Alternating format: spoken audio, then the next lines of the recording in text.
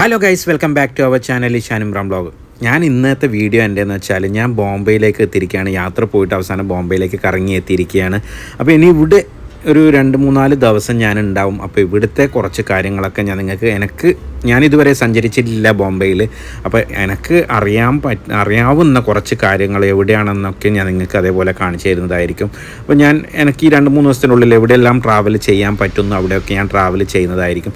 അപ്പോൾ എല്ലാവരും video skip ചെയ്യാതെ കാണുക. അപ്പോൾ എല്ലാവരും കണ്ടിന്യൂ ആയിട്ട് തന്നെ വീഡിയോ കാണുക.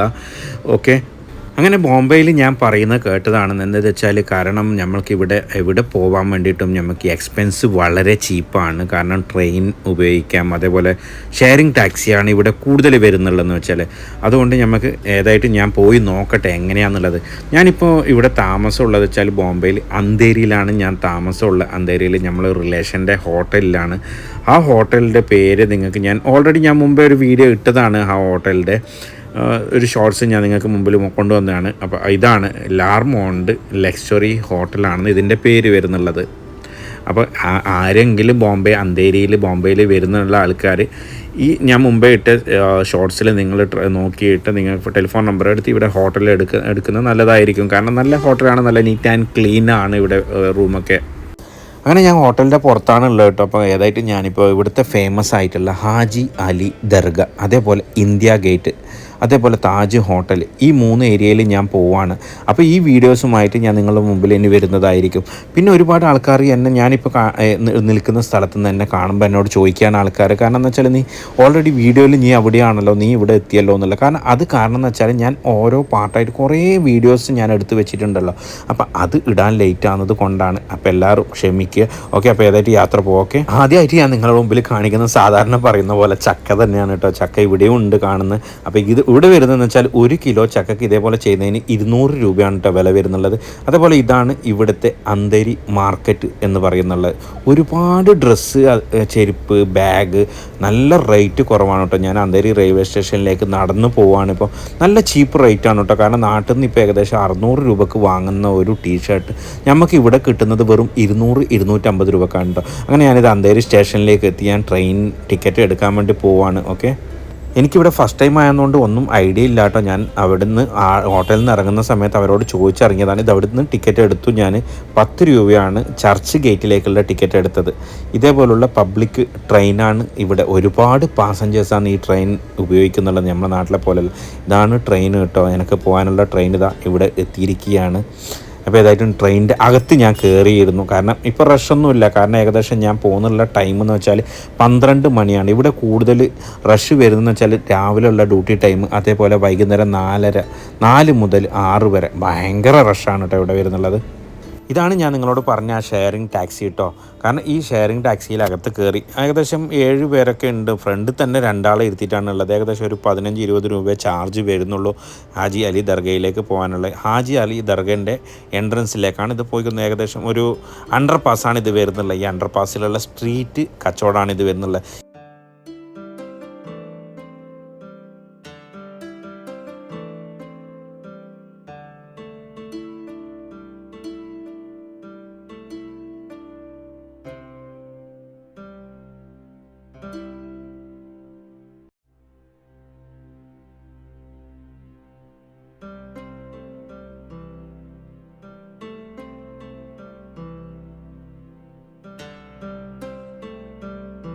ഈ ചെരുപ്പിനൊക്കെ ഇവിടെ റേറ്റ് വരുന്നില്ല വെച്ചാൽ 100 രൂപയാണ്. വെറും 100 രൂപയ്ക്ക് ഏതും കിട്ടും നിങ്ങൾക്ക്. അതേപോലെ ഇത് പച്ചപ്പുളി എന്ന് പറഞ്ഞാൽ പല തരത്തിലുള്ള പുളി ഇവിടെ വെച്ചിരിക്കുകയാണ്. പുളി, നെല്ലിക്ക അങ്ങനെ വിൽക്കാൻ വേണ്ടിയിട്ട്, സെയിൽ ചെയ്യാൻ വേണ്ടിയിട്ട് ഇവർ വെച്ചിരിക്കുകയാണ്. ഈ ദർഗയിലേക്കെന്ന് വെച്ചാൽ മുസ്ലിങ്ങൾ മാത്രമല്ല കേട്ടോ, ഹിന്ദുസും അതേപോലെ പല മതസ്ഥരും ഇവിടെ വരുന്നുണ്ട്. എല്ലാവർക്കും ഭയങ്കര വിശ്വാസമുള്ള ഒരു ദർഗയാണിത്.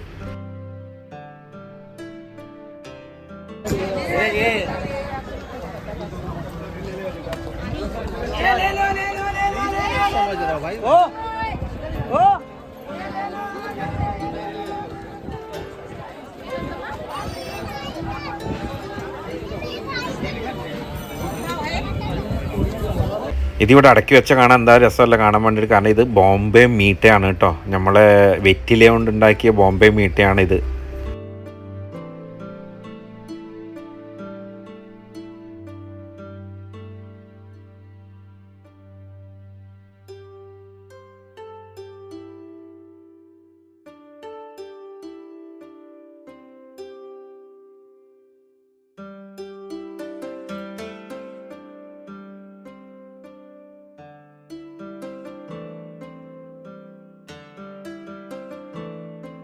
ദർഗൻ്റെ അടുത്ത് ഏകദേശം എത്താനായി. നമ്മൾ ദർഗൻ്റെ അടുത്ത് ഇതാണ് ദർഗ. ഞാൻ നിങ്ങൾക്ക് മുമ്പിൽ കാണിച്ചു തരാം. ദർഗൻ്റെ അടുത്താണുള്ളത്. ഇപ്പോൾ ഈ നിങ്ങളുടെ മുമ്പിൽ കാണുന്നതാണ് കേട്ടോ ദർഗ.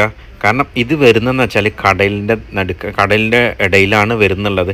അപ്പോൾ ഇതിൻ്റെ ഒരു പ്രത്യേകത എന്ന് വെച്ചാൽ ഈ കടലിൽ എത്ര വെള്ളം നിറഞ്ഞാലും ഇതുവരെയായിട്ട് ദർഗയിലേക്ക് വെള്ളം നിറഞ്ഞിട്ടില്ല എന്നാണ് ഇവിടുന്ന് അറിയപ്പെട്ടത്.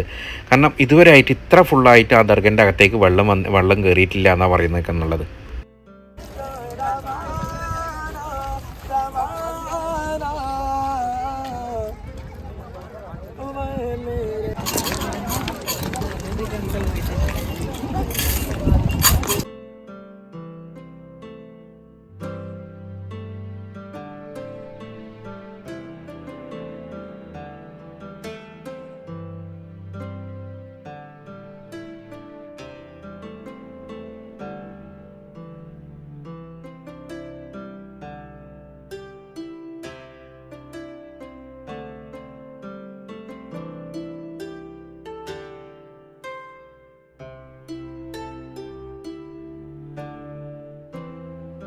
ഇതാണ് ഹാജി അലി ദർഗൻ്റെ അകത്ത് കയറിയാലുള്ള ഫസ്റ്റ് എൻട്രൻസിൽ വരുന്നുള്ള കാഴ്ച കേട്ടോ.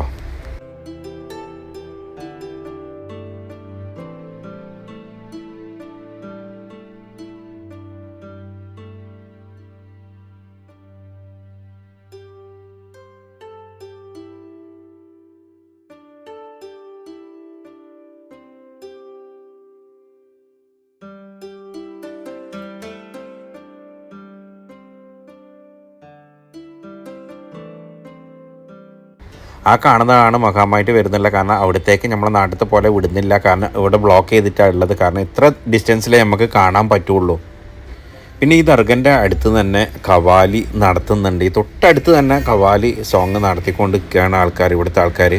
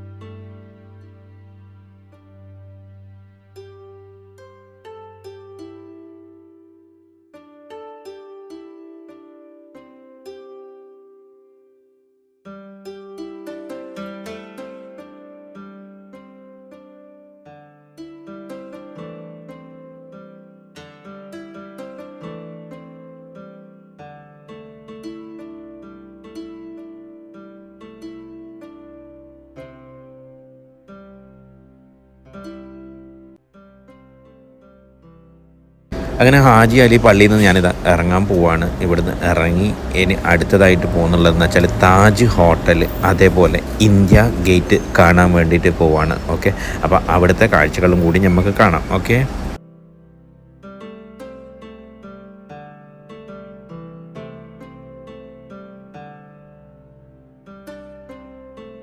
ഈ എൻ്റെ പിറകിൽ കാണുന്നതാണ് പഞ്ചനക്ഷത്ര ഹോട്ടൽ എന്നറിയപ്പെടുന്ന താജ് പാലസ് ഹോട്ടൽ. ഏകദേശം ഇത് 1903 ഇത് ഹോട്ടൽ സ്റ്റാർട്ട് ചെയ്തിട്ടുള്ളത്. പക്ഷേ ഇത് അറിയപ്പെടുന്നത് മുംബൈയിലെ താജ് എന്നാണ് അറിയപ്പെടുന്നുള്ളത്. ബ്രിട്ടീഷ് ഭരണകാലം മുതൽ ഇത് അറിയപ്പെടുന്നത് കിഴക്കൻ മേഖലയിൽ ഏറ്റവും വലിയ ഹോട്ടൽ എന്നാണ് അറിയപ്പെടുന്നുള്ളത്. ഇത് 2008 മുംബൈ ആക്രമണത്തിൽ പ്രധാന ലക്ഷ്യങ്ങളിലിട്ട ഒരു ഹോട്ടലായിരുന്നു ഈ താജ് ഹോട്ടൽ. ഈ താജ് ഹോട്ടലിൽ ഏകദേശം 44 സൂട്ട് റൂമും അതേപോലെ 560 നോർമൽ റൂമാണ് ഇതിൻ്റെ അകത്തുള്ളത്. താജ് ഹോട്ടലിൽ ഏകദേശം 1600 ജീവനക്കാരാണ് ഇതിൽ ജോലി ചെയ്യുന്നുള്ളത്.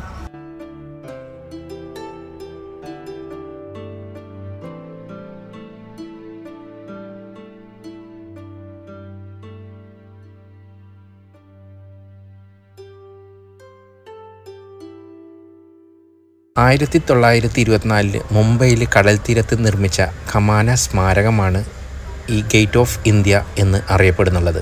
1911 ഇന്ത്യയുടെ ചക്രവർത്തിയായ ജോർജ് 5 ഇവിടെ ഇറങ്ങിയതിൻ്റെ സ്മരണയ്ക്കായിട്ടാണ് ഇതിവിടെ നിർമ്മിച്ചിട്ടുള്ളത്.